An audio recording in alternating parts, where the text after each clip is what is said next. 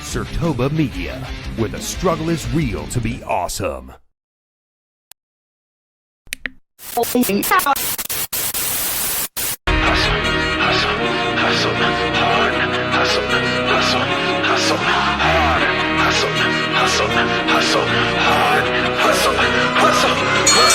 push that weight to get that dough, but I don't break cause I've been broke.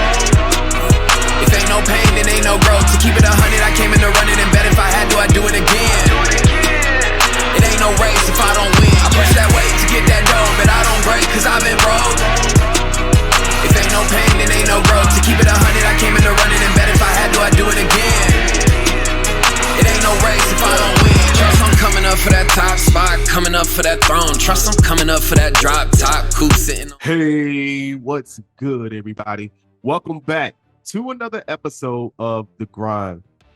I am your host, Korrey, and we're here to talk about all things WWE. You can catch The Grind on many different social media platforms, just like this one right here. Like, share, subscribe. Sertoba Media, Sirtoba. And if you want to catch full episodes of The Grind, you will need to catch it right here on Sertoba Media, where the struggle is real to be awesome each and every single day, 4 p.m. Eastern, every single Saturday. So if you want to catch me, catch the full episodes right here. Sertoba Media is where you need to be. You can catch The Grind on many different other social media platforms as well. Those platforms will be available for you all to see at the end of today's episode. Now, let's get into what we got for today. If ain't no pain, then ain't no growth. To keep it 100, I came in to run it and bet if I had to, I'd do it again. It is time. It's time to look at, the mid-year aspect of WWE. This year has had a lot of moments of spikes, but a lot of, I don't want to say flatlining, but cruise mode as far as WWE programming has gone. And I'm here today to make sure that I give the proper assessment of how WWE has been for the first 6 months of the year. And again, this is my assessment. So I don't want anybody to be like, you're wrong here, you're wrong there. It's okay. Share your opinion down in the comment section down below, because I would love to see, read, listen, whatever it may be, your perspective on how you would grade WWE so far for the first 6 months of 2025. Now, something just came to my mind. I need to get proper for this. I can't give a proper evaluation. Chilling. Let's switch this up. All right. Now that we've been able to get properly ready for the moment here, let's grade the game. Mr. Triple H, Mr. Head of Creative. Let's grade him on how 2025 has been. So, this shall be spectacular. Now, when you're looking to give someone a proper evaluation of something, you want to make sure that you are ready. You are apropos for the situation here at hand. And we are going to address Mr. Triple H here today and what he has done so far during 2025. Things that he has done well and things he may need to consider. So without further ado, we can't withdraw from our bank unless we have deposits. So let's deposit what the game has done well this year. Starting with numero uno. The game has done a great job with assembling impact stars from the indie scene. Now, I don't know if they had AAA on their radar maybe this entire year, or talks have been going on for an extended period of time. You would assume so.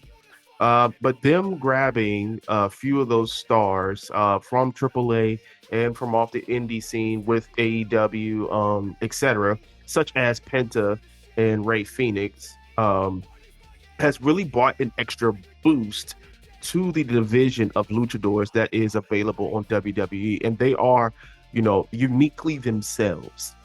They didn't take away from it. Like, they brought Carlito back, and I like Carlito, especially growing up and whatnot. But maybe he just wasn't the fit for this mode of what WWE is now. Even though he was like comically funny, maybe he just didn't fit that mode. I don't know. I can't really, and I won't guesstimate on that. But what I will say is that those that they have brought in have been very impactful. Even what was it, AAA Mega? Dang it.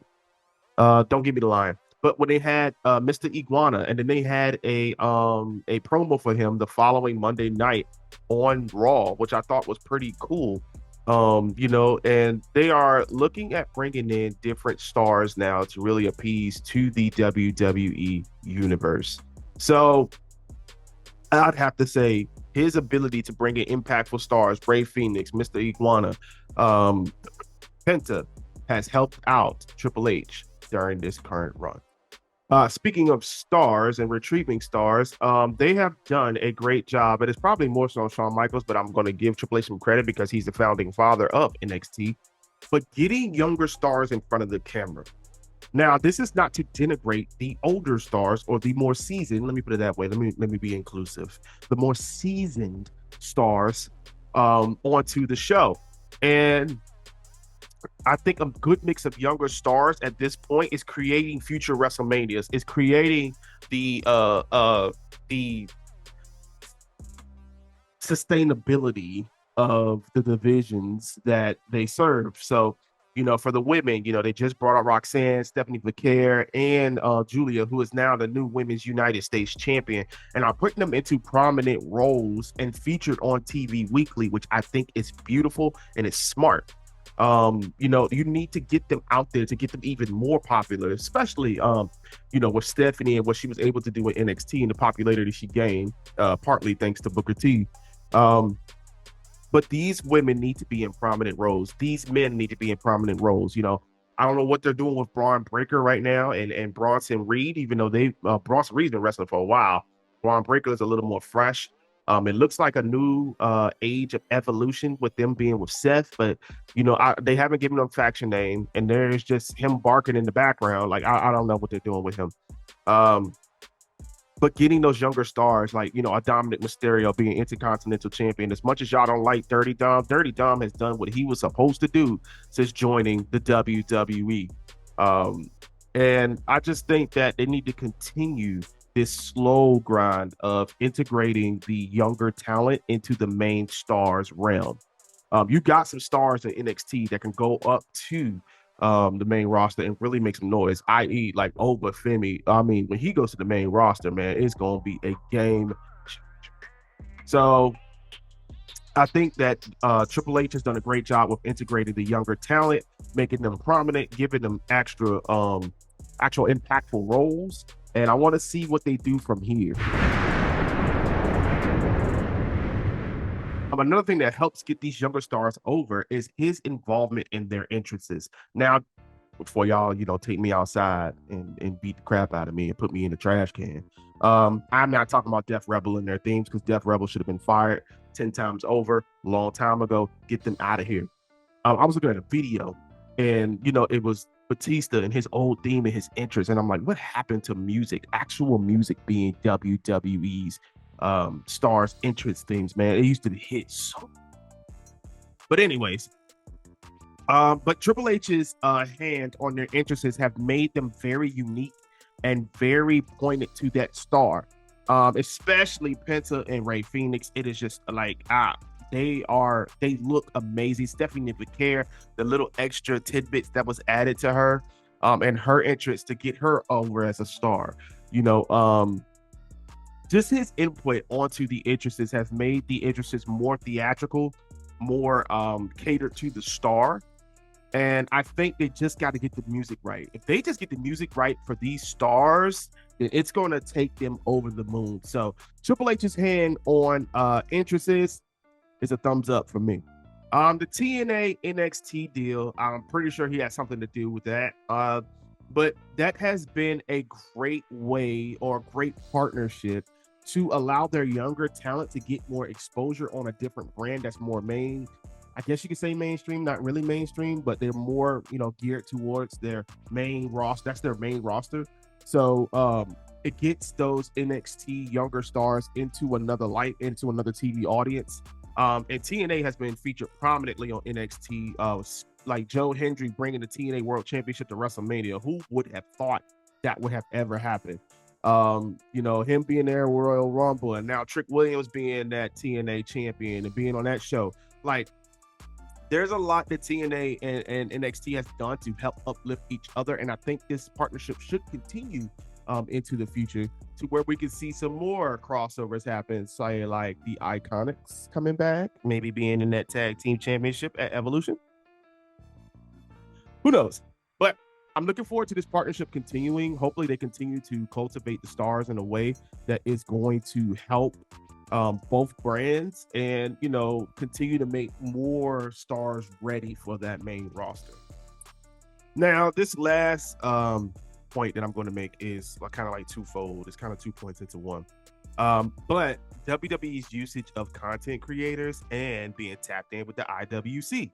So, recently, like, they had Speed in in the Royal Rumble and got speared into next millennium by Braun Breaker, which became a very viral moment, which helped out Speed and helped out the WWE. And I think that them being tapped in with today's realm or community, or I mean celebrity, because technically the content creators that blow up like that are celebrities now. Celebrities aren't as prominent as they used to be. So them being tapped in online and being able to see who the community wants to see, and also listening to the community's opinions.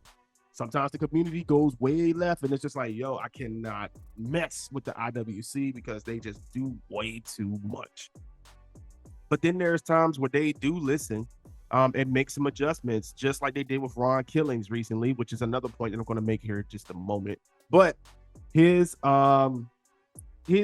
interactions, or he might not even be fully tapped in himself. He might have a team that works on being available online and seeing what is being said about WWE.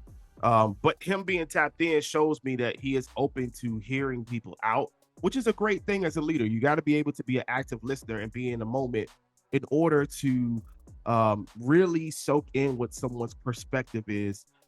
So him being tapped in with the IWC, him utilizing content creators can only help grow the brand, and I'm not against it. So congratulations, sir, on all of the continues that I just gave you. But also with the long dose continues, we got quite a few considers. Now, and speaking of Ron Killings, which will help me make my first point here of a consider for Mr.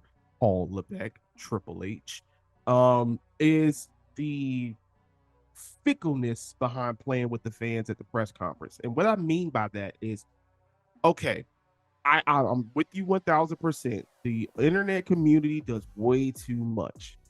I grew up in an era that saw the internet bloom into what it is now, saw it from basically nothing to what it is now. So I definitely have a good feel for the way the internet can be and how people are. So, but I didn't appreciate that press conference. To sit here and say, basically, or insinuate or use sarcasm, satire, whatever you may want to call it, and say that it was a part of the plan about Ron Killings being released and coming back is a bunch of BS. I don't see people playing around with their co-workers like that. Now, if it was something like out here, us, we're not gonna know everything, and that's fine. That's what makes wrestling so beautiful, and it's a lot of it is what I miss, to be honest with you. But don't play with our heads like that. Don't play with my intelligence. It's a couple of things that I just don't like people doing to me. Don't play with my intelligence. Don't play with my food. Don't play with my family, and don't play with my money. If you out of those 4 things, we good. We good. Oh, and don't disrespect me. I guess it's 5 things. But anyways. But I don't like my intelligence being played with, and then when someone questions you about it, you kind of got like a smart aleck answer about it. I'm not a fan. But what I will say is that, you know, it's worked out for the good, but you know, you can tell the truth, man. And you've done a very good job with making sure that the lines of reality and things like that is a little less blurred because of the fact that, you know, we don't do the supernatural stuff anymore and all that, which I'm very okay with. But don't play with my intelligence. Don't do that. I ain't scared of a man on this earth. We can square up if you want. I don't care. Just don't do that. The WrestleMania build for this year was one to be desired. And I will say the only match that really took the show by storm this WrestleMania and was the best match at WrestleMania 41 this year was the Women's World Championship with Io Sky, Bianca Belair, and Rhea Ripley. They stole the motherflupping show. And I think that is a shame because out of 2 nights, we only had one match that was really, really just outstanding. WrestleMania is supposed to be the show of shows. It's supposed to be the showcase of the immortals. And we've been, you know, just on the showcase. Nothing immoral about it. Nothing that make you feel like, oh, well, this is a WrestleMania to remember. And that comes a lot from the build. The build was lackluster, to say the least. The storylines did not glue at all. We just had, you know, one story where, you know, it was just stories, basically promos back and forth, and a blow here, a blow there, which you can really guess what was about to happen next, based off the storyline. Tiffany Stratton and Charlotte Flair was a train wreck. It had great moments, but it wasn't very good. LA Knight and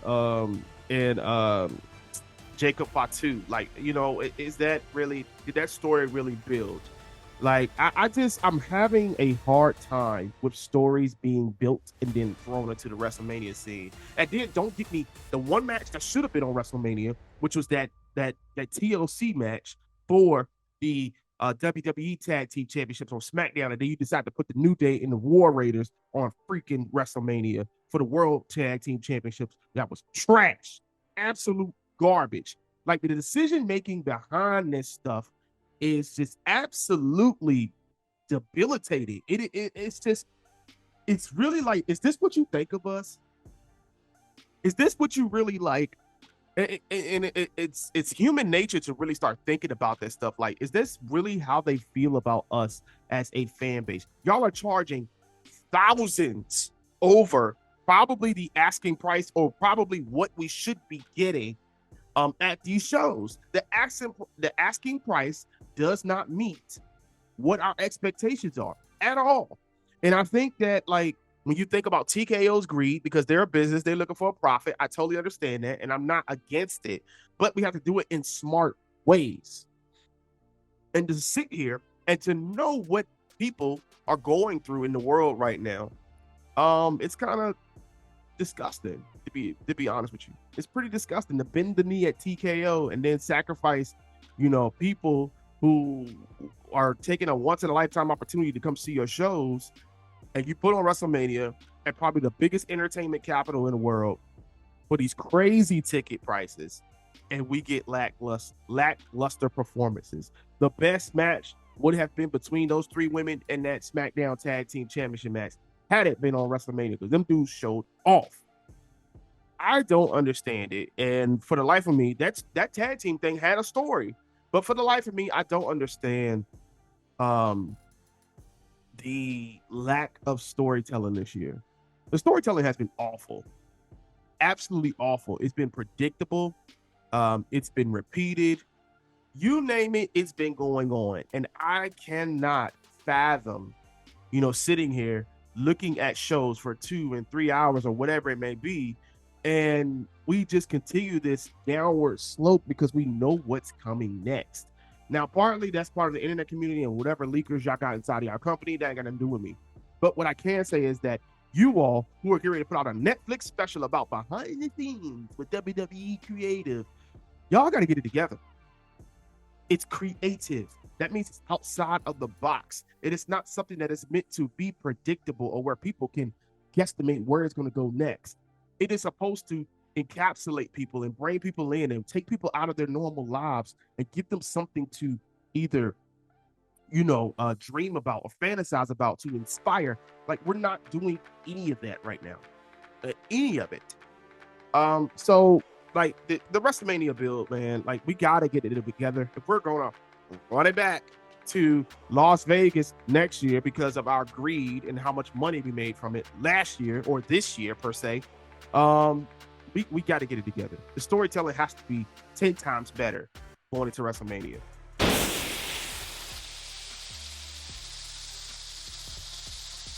And speaking of WrestleMania, one thing that could have helped WrestleMania get over was John Cena's turn. It was fumbled tremendously. And I'm here to say it. I'm going to say it. Y'all might not say it, but I'm going to say it. We sat here and we talked about The Rock being a bald-headed fraud and possible tension between him and Triple H and the creative aspect. And he just didn't want to get in the way of WrestleMania. So basically, he just allowed WrestleMania to fold. Why get involved with the turn if you wasn't planning on being at Mania? And then we get trash Travis Scott to come out there to help Cena win the title at WrestleMania. Not to mention, the match itself was completely garbage. And we can hear Cena the entire time. Again.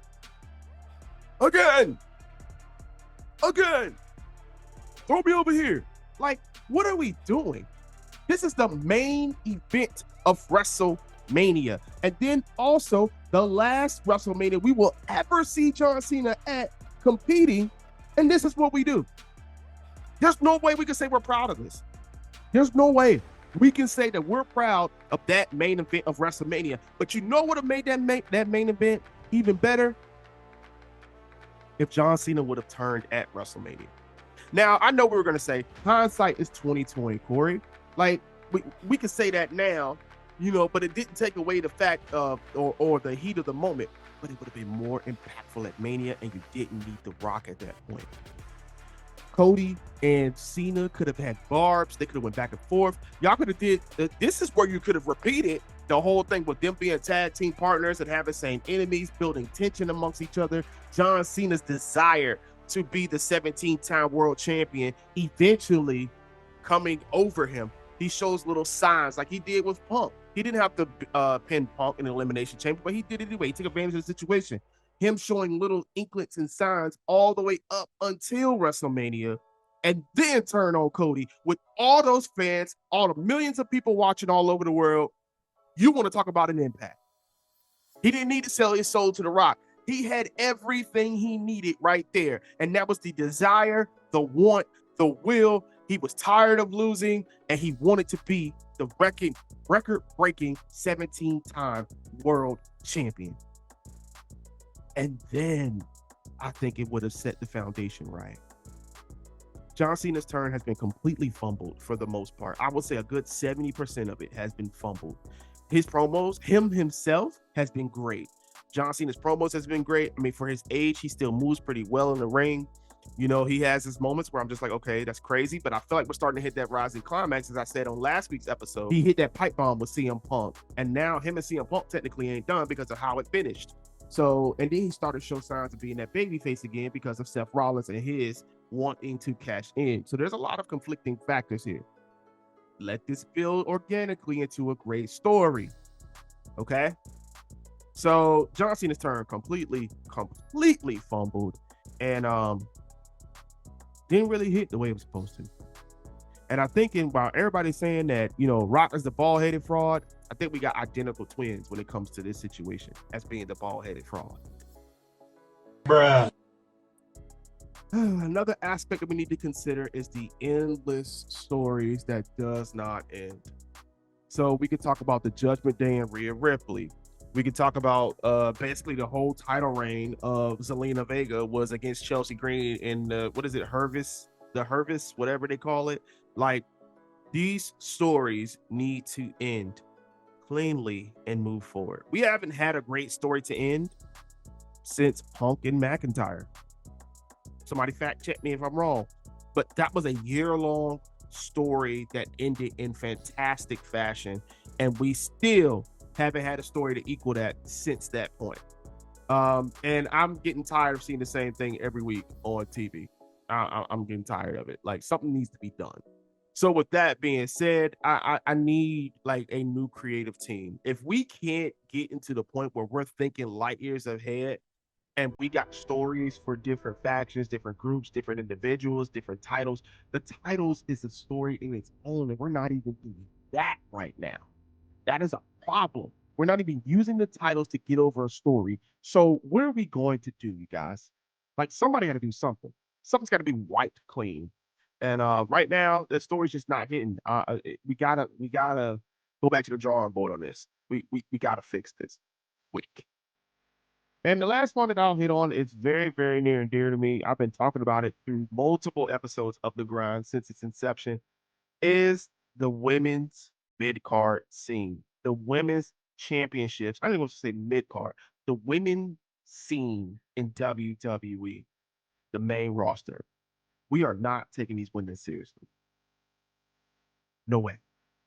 There is absolutely, positively no way. The women's tag team championships. Just, I mean, absolute piece of paper, toiletry, trash on how we have handled it since its inception. It's never truly been important for a long period of time.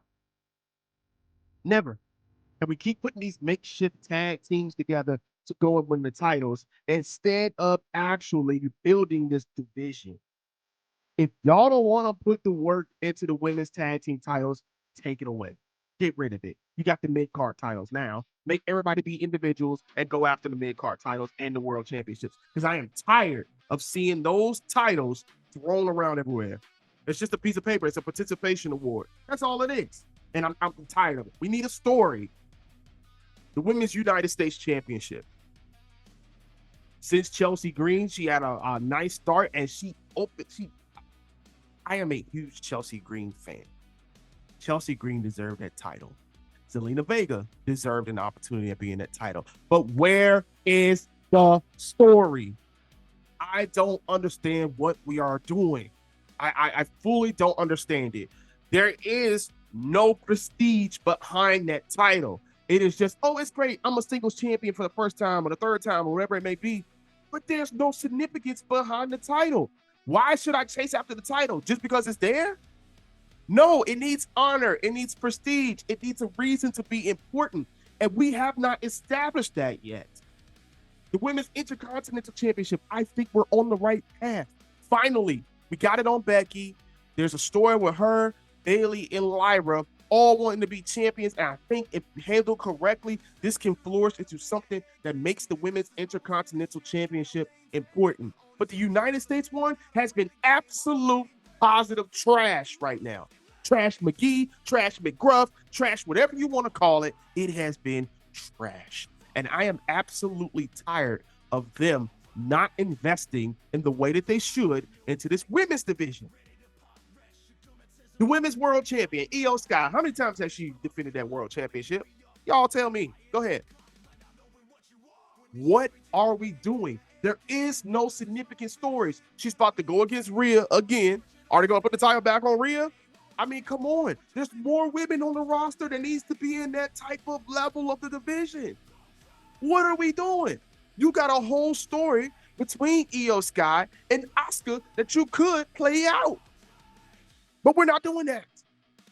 I don't stand this stuff. I don't understand it. Like, it's no direction. This every week it's just, okay, we're gonna figure this out. This is where we're gonna go. Like, you need a plan for the plan for the plan in order to make this stuff work. I am tired of these women. Yes, they are featured on TV more. Congratulations. They did a great job. You know, oh, they have great interests. Congratulations. They may have been in WrestleMania. Congratulations. Evolution is back. We're going to talk about that next week too, by the way. But congratulations. But where is the significance?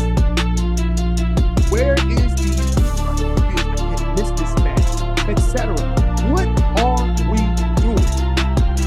They might not say it. They might be having a great time or whatever. But for me, as a viewer, as a lifelong fan of WWE, who has watched the women get treated like pigs inside mud baths, dripping on TV and all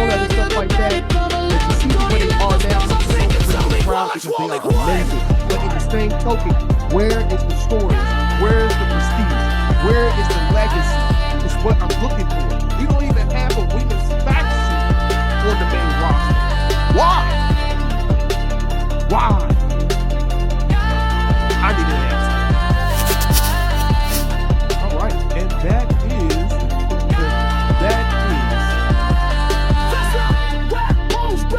Now we the bad bitch, I'm not a touch, I know Spanish, yeah, you might have had fast. Over shoulder people, I go like that for your cover, people, yeah, I want to right, never way of right, so girl, let's give it to the red, what do you think WWE needs to right? What do you think WWE needs to consider? And I would ask that, you know, to be fair, so if we want to continue things, and if we continue to do, and then one thing that but I appreciate you all, as always, joining me for another episode of The Grind. This is fun. I have people who always tell me when I feel like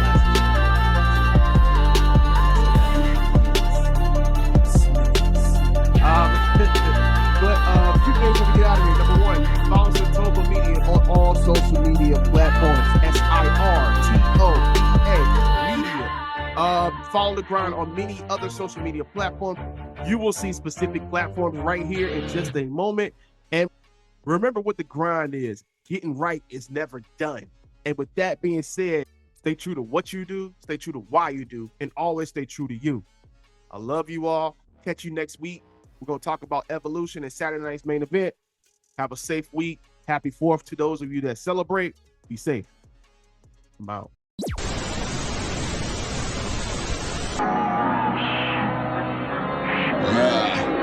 I push that weight to get that goal, but I don't break cause I'm involved. If ain't no pain, it ain't no growth. To keep it 100, I came in the